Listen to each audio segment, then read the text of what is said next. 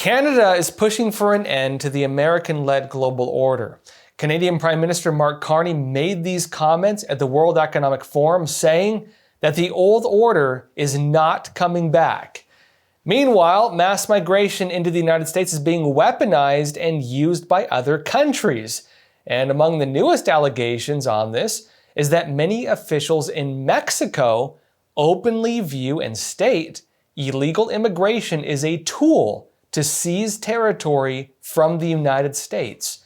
Also, we may see another government shutdown, and this is over a push in Congress to defund immigration and customs enforcement. I'll be talking about these topics and a lot more today.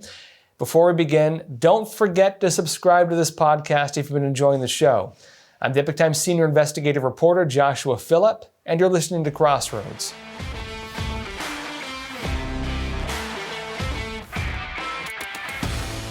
First off, Canada right now is pushing for an end to the Pax Americana. Canada wants to bring an end to the American-led global order.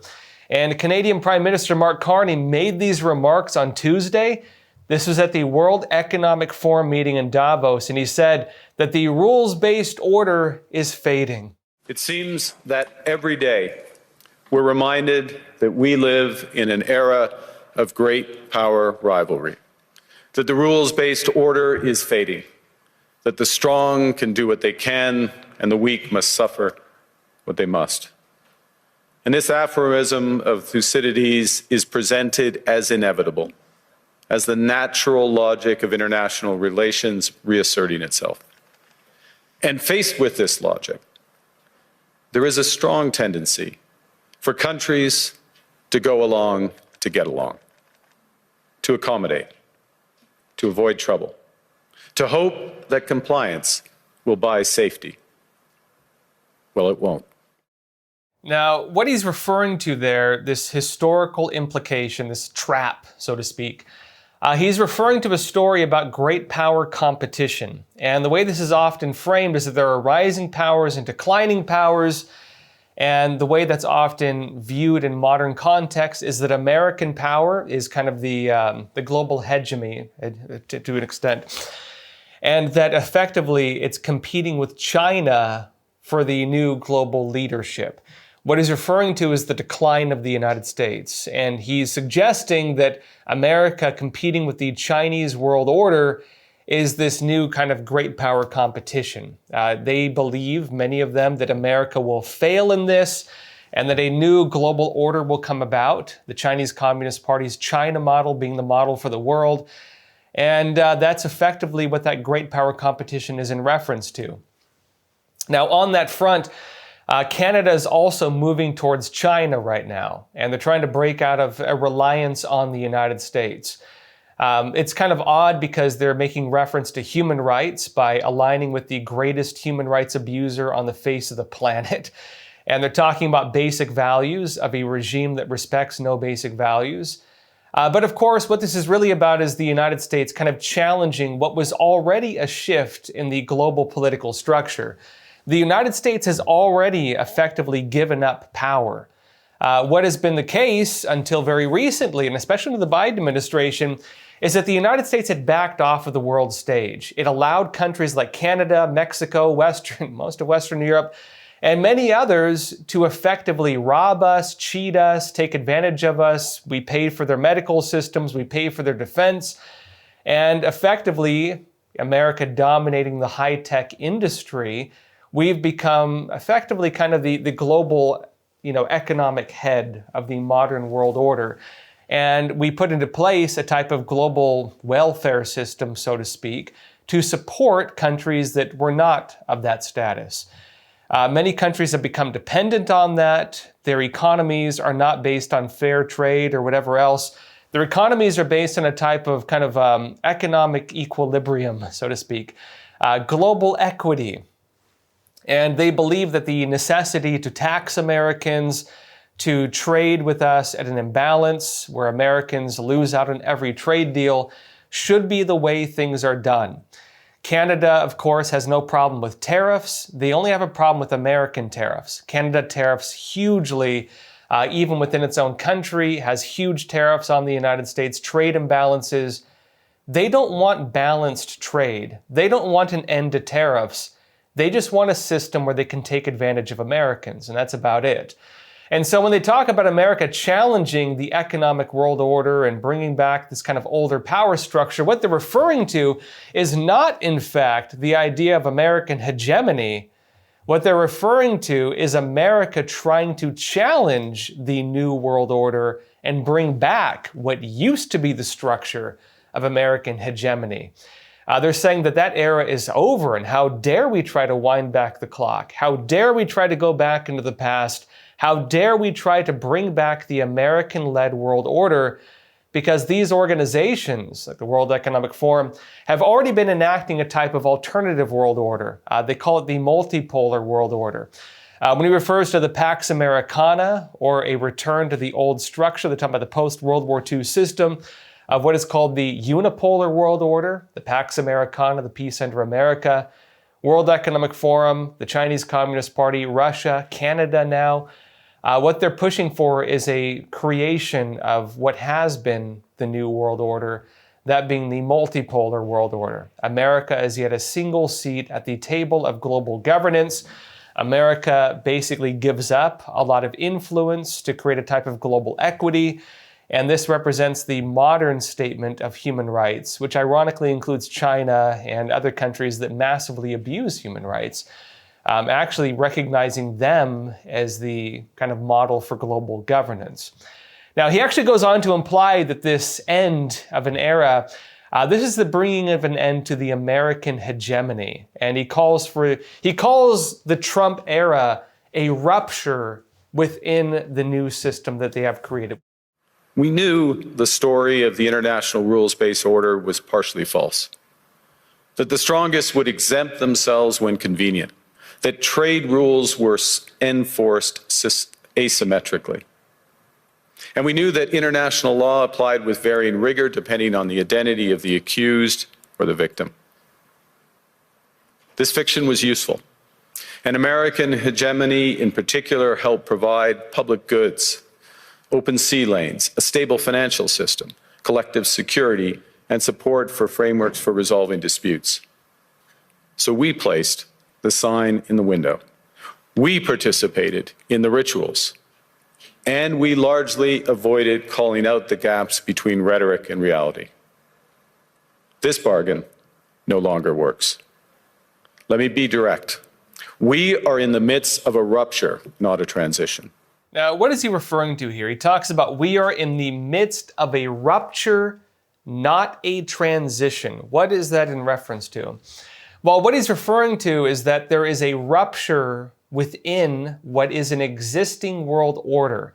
He says we're in the midst of a rupture, not a transition. What does he mean? It seems to be the case that he's referring to Trump as a kind of a speed bump. He's referring to Trump and the kind of new American idea as being a rupture within an existing, already established new world order. That being, again, the multipolar world order. The idea that America is merely one seat at the table of global governance. What these organizations have been basically trying to create is a system of shared global governance, the multipolar world order again, but not only including just governments, but NGOs, international organizations, community leaders, advocacy groups, banks, businesses, this type of thing. They call this kind of state capitalist world order. And it's the idea that you have a shared system of global governance, not a single leader.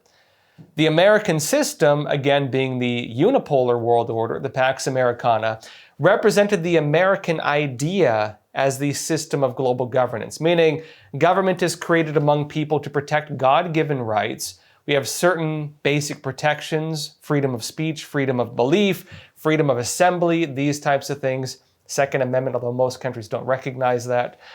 And America used to defend this to an extent by using sanctions, using other methods to hold countries to account when they start abusing these basic rights. The problem many of these governments have is that when you're abusive to your own people, when you're trying to enact policies that go against the incumbent populations, flooding them with migrants, flooding them with gangs and violence, creating systems to rob them of their taxes, to squeeze them economically, to eliminate private property, to create this new idea that you don't own anything and you'll be happy. Well, the problem you have with that is people sometimes criticize it. And so what do they want to do? They want to silence the criticism. They want to silence the voices. They want to make it so that if you speak out, you get basically crushed back down, debanked, canceled from the system, annihilated effectively from the system of mass surveillance. And you're deemed a radical. You're deemed kind of a problematic citizen. They refer to the return of protections of basic rights as a return of radicalism, a return of a system that rejects this new world order, and they view Trump as kind of the leader of that. They're referring to Trump as a rupture within the system they had created, a speed bump on the road towards this kind of new order that they believe they had already put in place. Now, he's talking about the Trump effect and where America has gone as a rupture, not a transition. And he calls for a new unification of the global order to challenge this, to reject it, to unite and push it away, because they say, well, you know what, Trump's only 3 more years, and after Trump's gone, that little rupture ends with him. And he also advocated for what he calls middle powers to band together against quote-unquote great powers. The middle powers must act together because if we're not at the table, we're on the menu. But I'd also say that great powers can afford for now to go it alone. They have the market size, the military capacity, and the leverage to dictate terms. Middle powers do not. But when we only negotiate bilaterally with a hegemon, we negotiate from weakness. We accept what's offered. We compete with each other to be the most accommodating. This is not sovereignty. It's the performance of sovereignty while accepting subordination. Now, there's a bit of an irony here because while they're talking about breaking away from great powers, what are they doing? They're trying to diversify their economy, not by going to quote-unquote middle powers, but instead by going to the Chinese Communist Party. They're actually going to the alternative world order system and to the CCP, which violates every standard they're supposed to stand for. That goes against every basic human right, every standard of free speech, every standard of, again, don't torture your people, don't harvest their organs, don't have slaves. These types of concepts that we believe we move past. And so to that extent, I'd actually question what they're referring to with human rights and respecting human life and anything of that sort, if what they're doing is instead just breaking from this new American idea and moving towards something that represents every single abusive policy that the New World claims to represent, that we've claimed to move past. The new American system is not an embracing of torture and re-education through labor and censorship and violations of human rights and the destruction of religious liberty. It instead is a system that looks to punish those things, to hold them to account. And it should raise some serious questions as to where the world is moving if basically the entire narrative right now is, hey, America, we're used to trading with you at an imbalance. Yes, we tariff you, but how dare you tariff us back, which is really the basis of all of this. They're suggesting that the old world order it was okay to tariff the United States. It was okay to have trade imbalances with America. It was okay to rip us off, and we just had to take it on the chin and accept it because it was our job to defend them, to pay for their military, to subsidize their medical system, to prop up their economies. How dare us do to them what they do to us? Which again, a lot of the tariffs are just reciprocal. It's a balance act, not something meant to punish them. The other argument with this, though, of course, is that Trump is also using trade now as a kind of weapon, that there is some legitimacy to that argument, especially as he looks to hold these countries to account for blocking him as he tries to do things globally. There is a bit of a mix to it. Now, look, while he does not mention Trump by name, the implication is pretty dang clear. Canada is looking to push for an end to this attempt to recreate the Pax Americana.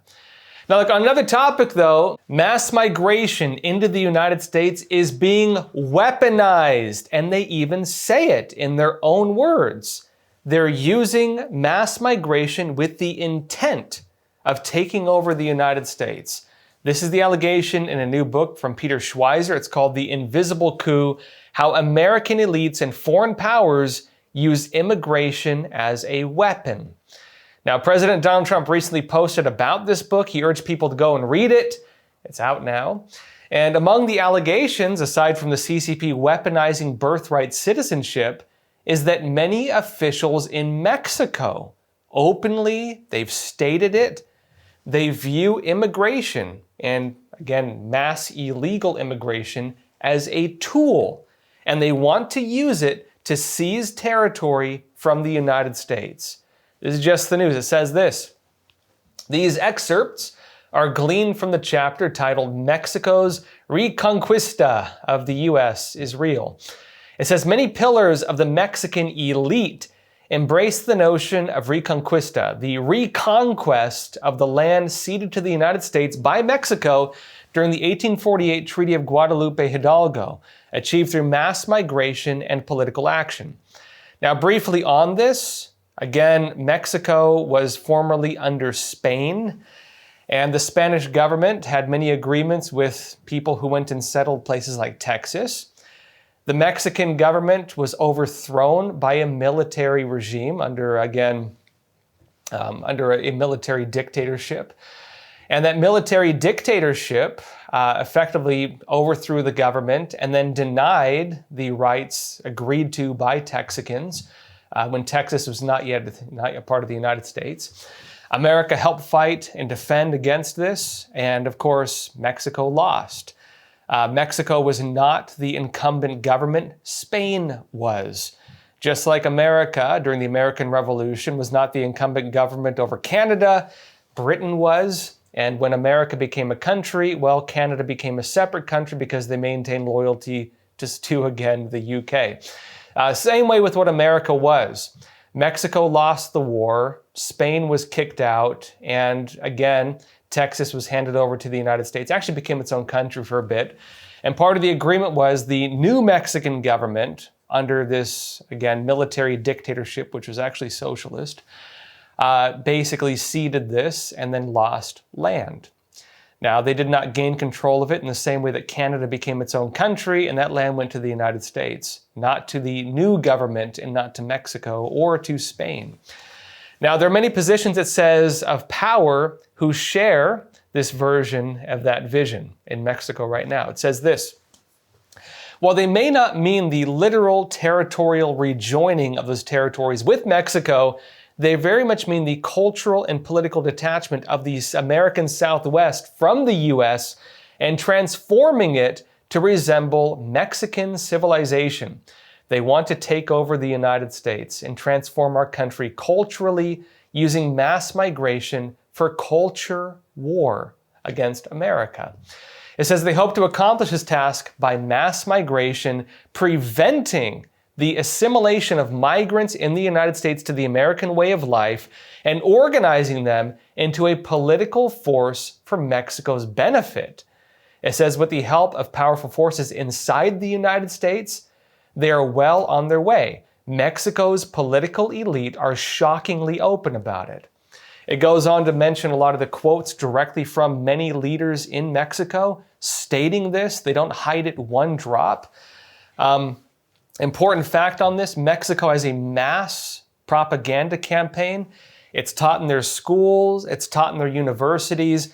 When migrants come here, they 100% believe it.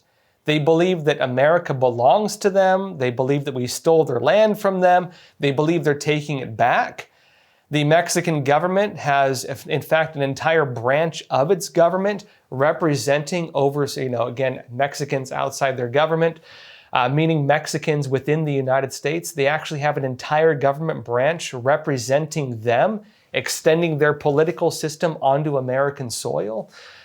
They, of course, fund themselves using money taken from Americans, siphoned off, again, by people working here and then sending money back to Mexico, and through drugs. And through criminality, through mass migration, through illegal workers, Mexico effectively funds itself by ripping off the United States. And the Mexican political elite are extremely open about this. They view this as a war against the United States. This is taught in their schools, it's part of their propaganda, it's part of their open statements. Now, notes here, assimilation is not the preferred path of the Mexican government, which works diligently to ensure that other countless migrants don't follow suit.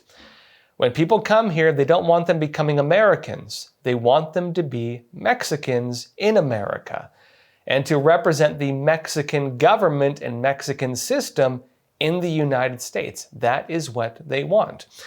Now, notes that in July 1997, Mexican President Ernesto Zedillo traveled to Chicago to address the National Council of La Raza. Does anybody know what La Raza is? That is a communist movement basically representing the Latino movement in the United States, the Chicano movement. Again, an organization representing this exact agenda, La Raza, creating La Raza. In other words, a socialist communistic movement to take over the United States under the Chicano movement. It notes this is a nonprofit Hispanic organization in the U.S. with considerable political power. It notes founded in 1968, La Raza, also called The Race, which is what it means, began as a militant organization committed to Latino liberation. Again, it was a communist movement. It says in 2017, the name was changed to Unidos US. In other words, uniting within America, US. It says domestic activist organizations like this loom large in Mexico's subversive strategy. And it notes this is again the Mexican president. This is the Mexican president back in 1997 talking and addressing this communist movement within the United States. And he said this, "I have proudly proclaimed that the Mexican nation extends beyond the territory enclosed by its borders." Zedillo told La Raza members to cheers in the American heartland. And he said, and that Mexican migrants are a very important part of it. And it notes, and Zedillo meant it. It says the Mexican government amended the Constitution that year. This was the president of Mexico, and they changed their own constitution that year. It says to allow Mexicans in the United States who had received their American citizenship to remain Mexican citizens because they did not want them to assimilate to American culture. They did not want them to become part of the United States. In fact, they even make the narrative that calling themselves American is not something or anything like that. They say, well, Mexico is America too, and America belongs to Mexico.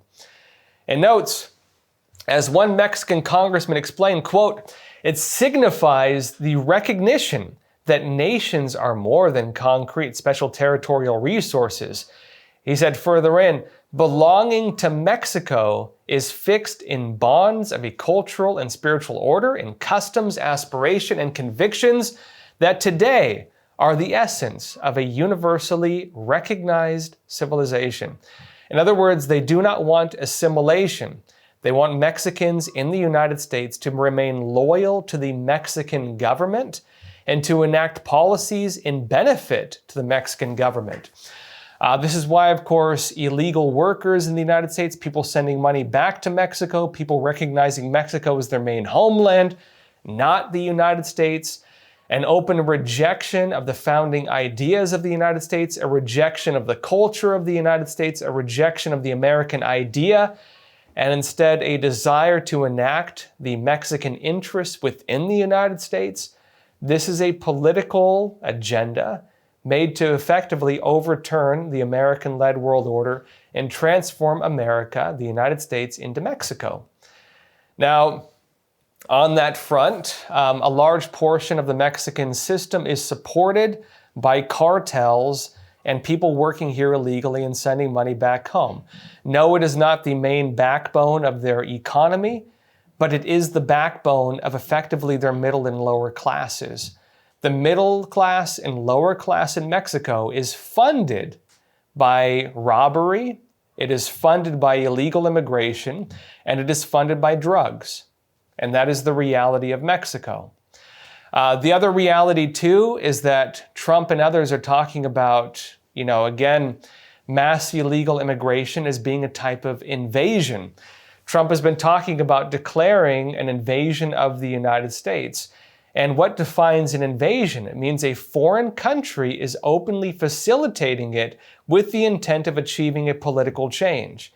If the Mexican government is openly stating that the purpose of mass immigration and mass illegal immigration is for the purpose of conquering the United States, the exact name being the Reconquista, the reconquering, then yes, that is invasion of the United States. It means that mass migration into America from Mexico is a publicly stated, publicly recognized, publicly revealed strategy from Mexico to invade and conquer the United States. Now, that's a big allegation. Again, that is in Peter Schweizer's new book. And guess what? President Donald Trump has been personally recommending everybody read that book, meaning he seems to believe that this is in fact what's taking place. And we can actually see his acknowledgement of this reflected in the New American Strategy challenging it. We will have to see how Trump deals with this. Now, on another topic, the FBI has now issued subpoenas to officials of Minnesota for allegedly blocking ICE. Now, the New York Post says this: the FBI has served Minnesota officials, including Governor Tim Walz, Attorney General Keith Ellison, and Minneapolis Mayor Jacob Frey, with grand jury subpoenas for allegedly conspiring to hinder ICE operations in the state. And it says, according to Fox Reports. Now, it says this: these subpoenas are requesting records and communications from the officials, according to Fox News, as anti-ICE protests roiled the Twin Cities nearly 2 weeks after Renee Good was shot by an agent after she clipped him with her SUV. Basically, the way this is going, the left right now is trying to turn Renee Good into the new George Floyd. Of course, George Floyd, after ODing on fentanyl and then died, he turned into a political martyr. Again, the officer kneeled on his neck, which was, of course, an approved use of force by their own code in that state, not to mention everything else. But of course, they're trying to turn Renee Good into a new martyr. The woman who, again, hit a police officer or a federal agent with an SUV. In the United States, hitting someone with your car is legally considered assault with a deadly weapon. She was shot by the officer and unfortunately did die. But of course, now this is becoming part of a broader political agenda. They're turning her into a martyr. The media is talking about her nonstop. And of course, now they're trying to use her as the poster image of a new movement to defund ICE, to stop ICE, to prevent deportations, because they need a martyr, basically. Now, what's happening is his local officials use this as the new kind of political operation, trying to block ICE from doing its job, trying to block federal agents. The Trump administration is finally making good on its threats to hold these people accountable, where they have been saying that, of course, blocking the federal government from carrying out operations like this is a violation of American law. That is what has been taking place. And so what's now happening is they're looking for information. They're using subpoenas to get access to documents, emails, communications, and other things that could demonstrate as part of a criminal investigation whether crimes have in fact taken place. And notes that Frey, Ellison, and Walz have been vocal critics of illegal immigration enforcement efforts in the state and have loudly and sometimes profanely demanded ICE leave the state. Further in, it notes that Walz's office confirmed to Fox 9 that his subpoena was delivered. So this is basically approved. This has in fact happened. And these subpoenas are reportedly part of a federal investigation into an alleged conspiracy to coerce or obstruct federal law enforcement operations during the Department of Homeland Security's Operation Metro Surge in Minnesota. And also on this point, something important, speaking of efforts to block ICE, we may see another government shutdown. where they say that government employees can't get paid, the military may not be able to get its paychecks, they'll probably find a way to pay them still. And the reason for it this time, the reason Congress might actually enact a government shutdown is because at least Democrats, they want to defund Immigration and Customs Enforcement, ICE. Fox News says this: congressional negotiators unveiled a massive $1.2 trillion spending package that includes funding for several key aspects of the federal government. But partisan tensions are still raging over money going towards immigration and customs enforcement. People wanted to fund it. It says the legislation is aimed at defunding the Department of War, Department of Homeland Security, Department of Labor, and Department of Health and Human Services, among others. They want to defund huge parts of the American government, which would be a big deal, of course, because why do they want to do this?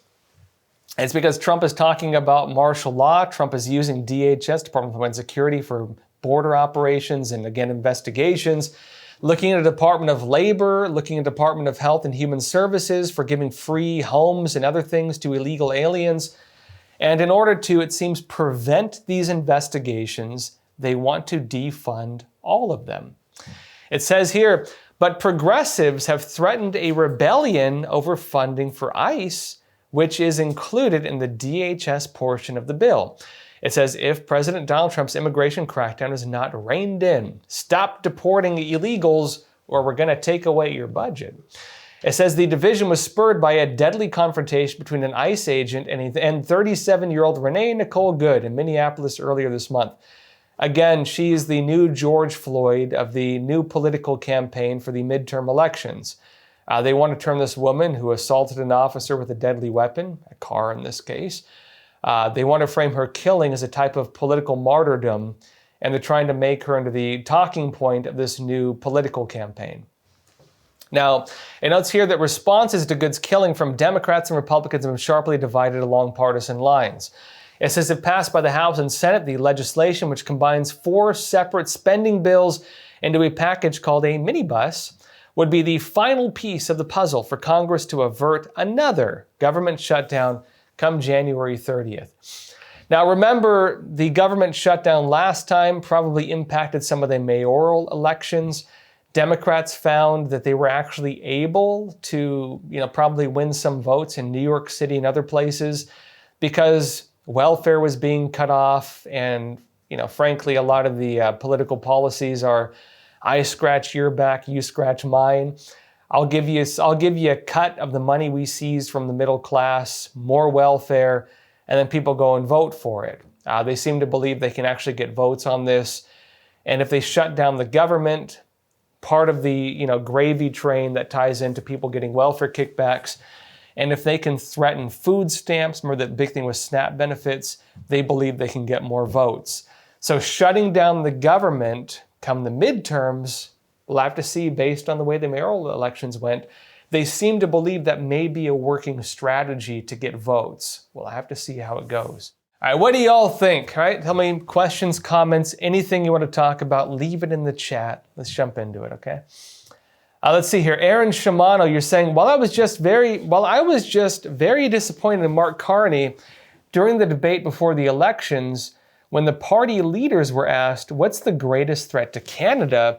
Mark Carney said China, but now he's making deals with China and antagonizing the U.S. He wants to send fossil fuel to China, helping the CCP recover from the lack of Venezuelan imports. And he wants to buy Chinese electric cars, which isn't a great deal if you ask me. Yeah, it's kind of crazy. A lot of people did see through Mark Carney's statements, though. While he did claim to be tougher on China, I can tell you that a lot of the China hawks knew that Carney would actually be less harsh on China than Trudeau was. Carney was always kind of the more pro-China guy, even though they made statements otherwise in Canada. He's a lot more socialist, probably even a lot more so than Justin Trudeau, and also represents more of a rejection of the United States than even Trudeau represented. When it comes to the great power competition, as a lot of people are framing it, and this is the irony of Carney's statements.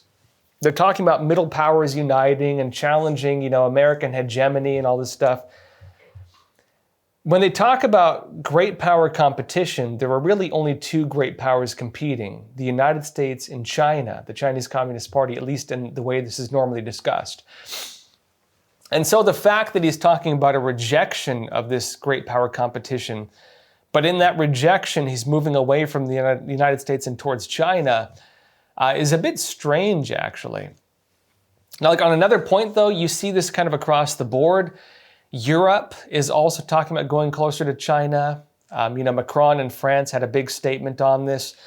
They're saying they need to actually get involved with the Belt and Road Initiative, that they want Chinese direct investment in order to, kind of bail them out. The other reality is, look, my fellow Americans, do you know what the biggest investor in the United States is? It's China. So we're also on a pretty bad boat with this as well, right? But the real irony with all this is that, they're not going to get a balanced trade deal with China. China is not known to make deals that are good for anybody other than themselves. They're going to lose out. It's not going to turn out well for them because it never has. The other thing Canada's got to deal with as well is that China is not going to give them as good of a deal as America's been giving them, right? China is not going to pay premiums. China wants to pay pennies on the dollar. But Canada is in a very difficult state right now because most of their trade is with the United States, and so they need to diversify trade.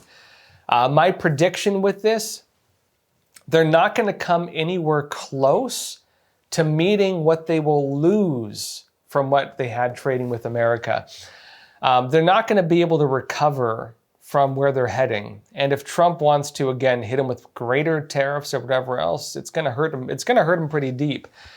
They don't have a way out of this. And I think Canada, the trajectory they're on is they're going to have to make economic reforms. And because they're a pretty much large-scale welfare state, economic reforms also means political reforms. They're going to be forced into political reforms, which I believe is what they're trying to defend against right now. Alfred's mom, you're saying BRICS is pulling strings in Mexico and Canada. China is not letting Pax Americana prevail easily. Yeah, so BRICS, again, Brazil, India, China, Russia, and so on. This kind of, alternative world order they're creating. What they actually want is not just BRICS. What they want is the multipolar world order. It's, again, this vision promoted through the World Economic Forum, promoted by Russia. Putin's very vocal about it, promoted by the CCP, promoted by Canada, promoted by Mexico, promoted by a lot of the world outside the United States. What they want is for America to be the global sugar daddy. Again, we're the ones who are the biggest buyers. We're the ones who basically dominate high tech. They want to be able to kind of chip away at that, to eat away at it, to create global equity. They want global mass migration to kind of resettle the balance of crime and poverty by taking part of the third world and shoving it into the first world in order to create kind of a balance, a global equity. They want to create effectively a global socialist system of redistribution. And so the wealthy countries should be robbed. The wealthy countries should have economic equity. The wealthy countries should allow for trade imbalances and other things because you want equity. You want equity. You want Canada to make as much as America. You want Mexico to make as much as America. You want China to, well, they're a different thing. They want to make more. They want equity. Everybody is equal, right? And they want the United States in terms of global governance to be just one single chair at the big round table, effectively. Canada is an equal voice to America. Bangladesh is an equal voice to America. Nicaragua is an equal voice to America. America has no more influence than anybody else. That is the vision of the multipolar world order. And the other reality is America was on board with this. Many American leaders are 100% on board with this. And many leaders in this country have actively fed policies, made agreements, everything to allow this to happen and even to facilitate it.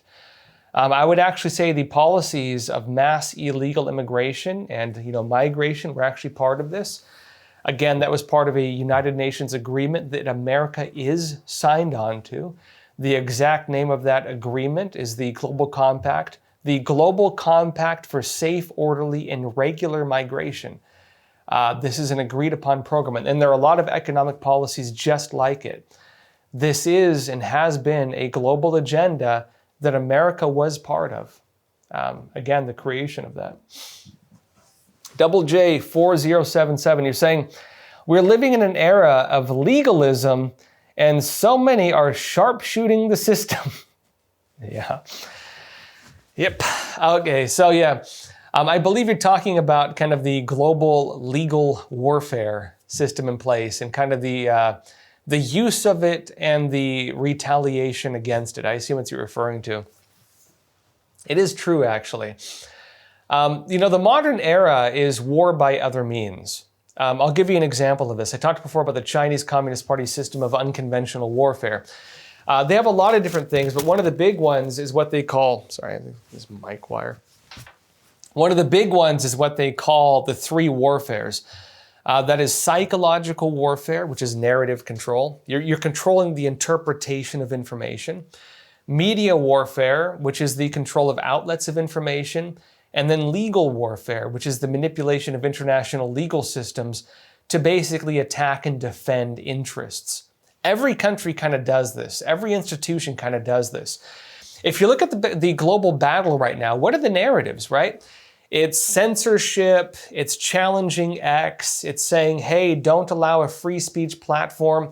We need to talk about child safety, right? It's about censorship, right? They're trying to censor people's voices. They don't want people criticizing certain policies. They're trying to shut down the internet in some countries, like Iran just shut it down. They want the elimination of free speech because free speech is a type of challenge to narrative control, right? They want to control the outlets of information. They want to have certain institutions defunded, banned, blacklisted, canceled, destroyed, sued, eliminated. And there are also international bodies advising media on this, advising big tech on this, advising everything on it. On the legal warfare front, that is part of it, but another part of the legal warfare front is the attack and the destruction of American hegemony. The whittling away, notably, of American power, a lot of it being economic power. And so that's why you have European countries making huge, regular, ongoing fines on American big tech. Why do they do that? A lot of European nations believe that America dominates the modern world. Because why? Well, we built the internet. We built the internet superstructures. We built all the high-tech companies that represent the modern world.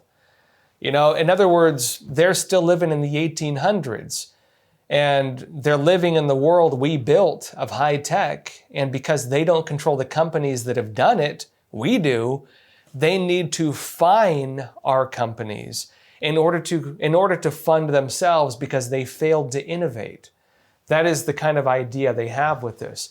And so they need to use legal warfare, like legalism, as a tool to create economic balance, right? To not be basically just living in the 1800s still. They're living within the infrastructure, internet and otherwise, created by the United States. That's the reality of this, right? James George 777, you're saying, I believe the progress we have made and the partnership sets us up well for the New World Order. And that's a quote from Canadian Prime Minister Mark Carney in China during his official visit to China between January 13 to January 17, 2026. Yeah, quote, I believe the progress we have made in the partnership sets us up well for the New World Order. Yeah. And again, what is the New World Order? They call it the multipolar world order. which will be based on a socialist ideology. What is the socialist ideology? What they want is what they call the China model. The China model. What is the China model? That's the Chinese Communist Party's system of socialism.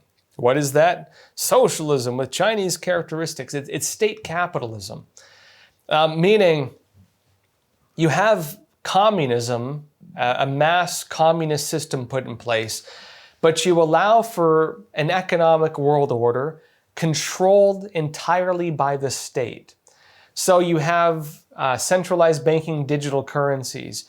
You have an economic system that works as the form of social control. The gulag of the modern era is not frozen prisons in Siberia. The gulag of the modern era is debanking. The gulag of the modern era is censorship.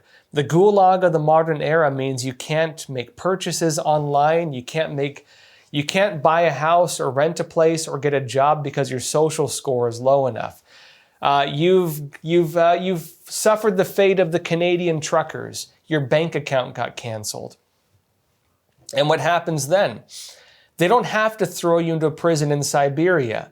If everything is controlled by a centralized bank digital currency, if everything is dominated by a totalitarian welfare state and you're denied from it suddenly, they don't need to throw you in a prison in Siberia. They just throw you on the streets and there's nothing you can do about it.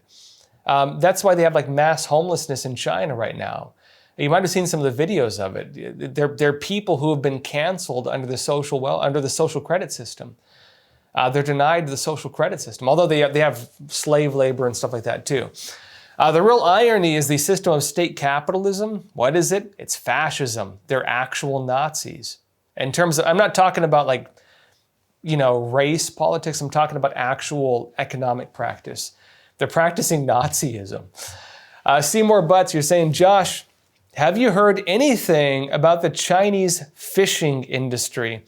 Apparently they have a fleet of 57,000 ships and trying to deplete all the fish in the ocean. Yeah, so what the Chinese regime is doing, they've basically militarized their fishing fleets. And so they have this fishing fleet, right, fishing boats, protected by the Chinese Coast Guards, which a lot of times are actual warships that they paint as Coast Guard ships. They make incursions into foreign waters, just destroy the ecosystem, like destroy it, like massively destroy it. And then they use the military to protect it against the other countries' coast guards or interests.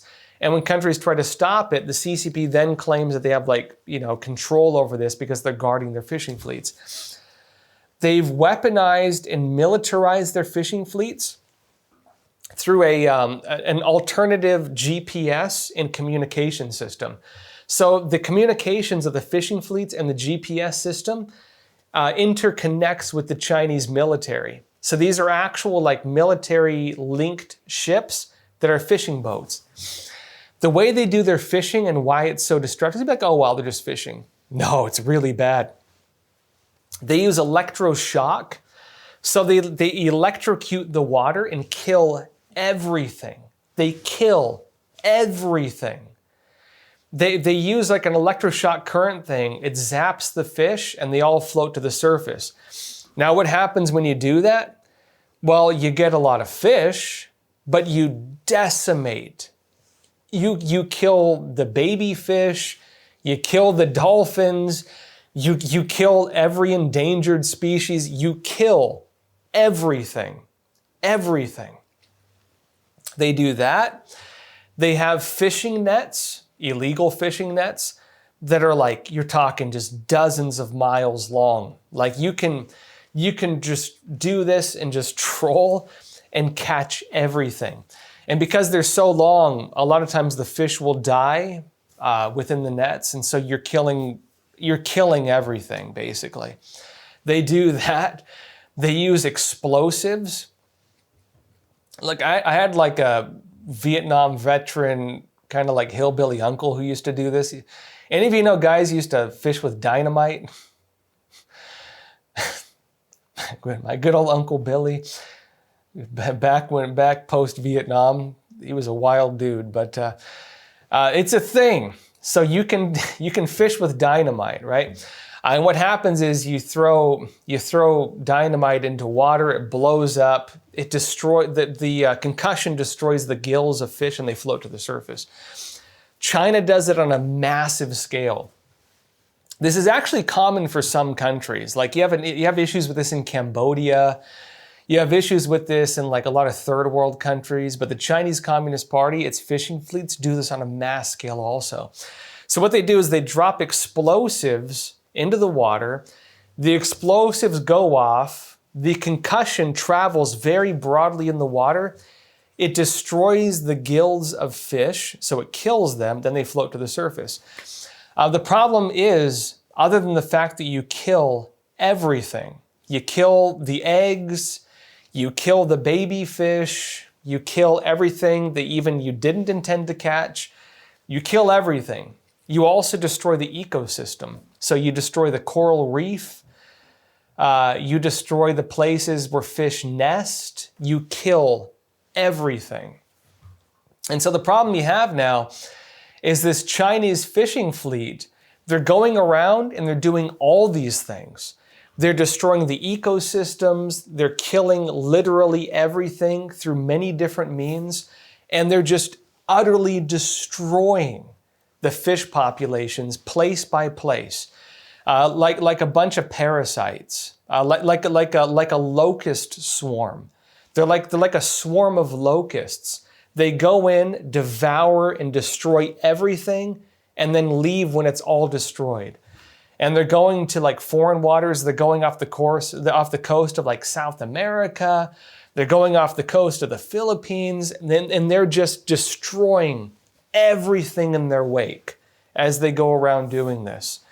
I don't think they're going to deplete the entire ocean, but they're going to decimate the fish populations because they're destroying the ecosystems. They're destroying the entire ecosystems. Martin McKenzie. And by the way, I know a lot of stuff because, I grew up in the off season. My dad was a commercial fisherman. He used to do monkfish fishing, and his father-in-law was a lobster and monk fisherman. So I grew up partly in the commercial fishing industry as well. Let's see here. I used to work the docks at a raw bar. My dad owned a raw bar. Martin McKenzie, you're saying all kinds of propaganda are being circulated with the Minnesota protests. My son sent to me a supposedly real video of ICE detaining U.S. children citizens filmed by the mother, but you're not supposed to ask too many questions. Yeah, so there was a video. Okay, I did see the statement on that. So there was a video going around where they said ICE had detained a child or children, and they're like, oh, these are American citizens. And I mean, I don't know if this is the exact video, but I know that this was a big controversy and ICE actually clarified it. Basically, ICE had gone to arrest an illegal immigrant, and they found an abandoned child. And they were accused of detaining a child. The real story here is that they took the child in because they found an abandoned kid. On that front, though, you do also have illegal immigrant kids getting deported. They are deporting some of them. And, the other side, too, is it's not always that. Sometimes, if you have like the dreamers and stuff like that, they still have dreamer, quote unquote, kids. That was Barack Obama. People who came here as kids and so on. They also have the hundreds of thousands of missing children brought in during the Biden administration, a lot of whom they've rescued from sex trafficking and human trafficking, kids who were sent to empty lots with nothing on them, kids who were sent to places that have nothing other than like a strip club. Why would you send a kid to places like this? And they were doing it on a massive scale, and they're finding kids who were sex trafficked. A lot of it is those kids too. So, the videos don't always show the context of what actually took place. And the media, a lot of it has really been lying about it. They're really being dishonest about it. I'm not saying it's all good. I don't know the full context of everything, but I am talking about a lot of the viral stories they've been extremely dishonest about it. Jeremy Barker, you're saying, so if Congress defunds their own ICE and immigration agencies, they're admitting the USA no longer follows its own constitutional laws. Yeah, which is crazy, right? To an extent, Trump has been saying if you don't have a border, you don't have a country. One of the sole authorities of the original federal government in the United States was to secure the borders. If you go back to why federalization happened, because, America used to be a confederacy.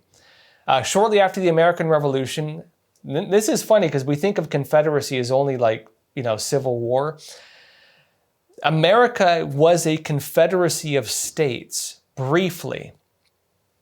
The reason that didn't work is that the governments and powers of Europe were ripping us off. So they were going to states, and states, being, smaller powers, did not have the ability, military power, economic power, or negotiating power coming from that, to actually be able to make balanced trade deals with any European country or handle diplomacy. They were not powerful enough as individual states. And so they federalized. They created the federal government. You can read the federalization, the Federalist Papers and the Anti-Federalist Papers when America was creating the federal government. And the original role of the federal government, because you still had a lot of power within the states. That only changed during the Civil War, actually. The states in America had a lot of power prior to the Civil War. But the reason they created the federal government, the powers it was given was military power, right? The ability to defend the country. It was given diplomatic power to handle foreign negotiations. It was given tariff power to create balanced trade deals. Because, one of the problems you have with trade is that when you're trading with other countries, especially when we used to have a gold standard, if you are, trading 100 bars of gold for let's say 100 gold coins for, 20 bushels of tea. I'm just giving a random thing here, right? You're trading a hard asset for a finite asset. And what happens is eventually you lose all your gold. All your gold goes away and you end up with something that gets thrown in the trash after a single use or a couple uses, right? And so when you have trade deals like that, where you're trading, hard assets for disposable assets, or you're trading, you're trading at a loss because maybe of, different trade imbalances. Eventually, your country is going to be left with nothing. Your wealth is being siphoned away. The reason tariffs used to be in place was to balance that out, to make sure that did not happen, to make sure that your country would not be depleted through the use of trade through imported goods. And tariffs were meant to offset the value lost with imported goods. That was the purpose of tariffs, right? And also the federal government was mostly funded by tariffs early on. It did not affect goods within the country, just things you brought in from other countries. Because the way an economy works is you need internal circulation of money. You need money flowing from, you need money to be passed around between people. And so if people are buying stuff, you get paid, you do a business, you buy a product, you rent a house, that money doesn't leave the country. It circulates, right? When you have an imbalance, a trade imbalance, it's like an artery being cut and it's spurting out blood, right? You no longer have a proper circulatory system. You're losing something. It's being spurted off somewhere else. Tariffs are meant to plug that hole, to make sure that the circulatory system functions. Because if you're bled away too much, eventually you will be depleted. You'll be bled out and you'll die. And that has happened to countries in the past. So tariffs are in place as bandages to stop that from happening. So that was part of the role of the federal government. And the other role of the federal government was secure borders, secure the American borders. Because without borders, what are you? You're not a country anymore. You're just your land to be seized, your land to be taken. And without a border, America is not a country. We're just land to be taken by other countries. We're ripe ground for the locusts to come in and devour, then leave, and that's about all we've been for a lot of these people. It is true, though, too, without ICE and immigration enforcement, basically America is saying we no longer have border laws. We no longer enforce this. And so it does raise a real question over whether they'd let that happen. The other side is, a lot of this is about politics in America, unfortunately. A lot of this is just political moves, whether a certain party believes that a certain move will get them votes or lose them votes. A lot of this has to do with the midterm elections. Democrats did find that shutting down the government, rallying around anti-ICE movements, probably helped them win some elections. The mayoral elections, Democrats had some pretty big wins. And that took place during the No Kings riots. And that took place during the anti-ICE protests, and that took place when they had shut down the government. And the big narrative was Americans are going to lose SNAP benefits, you're going to lose welfare, and a lot of people went out and voted. They need to have something strong enough to get you out to the polls.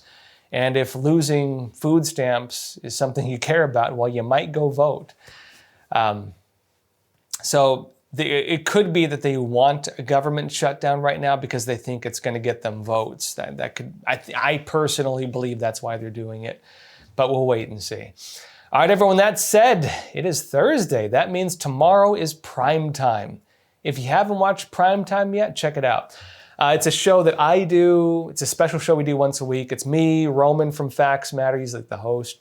Tiffany from NTD, she does China in Focus. Shelby Melanson, she does Codex Legendarium. Cindy and others too.